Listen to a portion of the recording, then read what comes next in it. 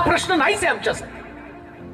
आम्ही कसं जगावं हा प्रश्न नाही, आम्ही कसं प्रभूमध्ये टिकावं हा प्रश्न आहे. कसं प्रभूमध्ये टिकावं. अन्न वस्त्र निवारा.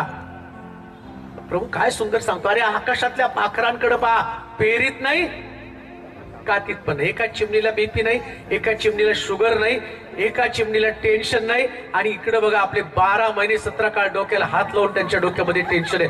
कसं व्हायचं. आणि बिलिव्हर्स बर का, काय तर बिलिव्हर्स.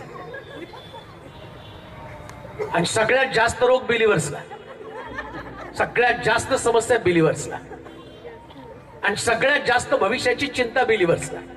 अरे सोडून द्या, प्रभूच्या हाती जीवन द्या. प्रभू गौरवानं तुमची गरज भागवणार.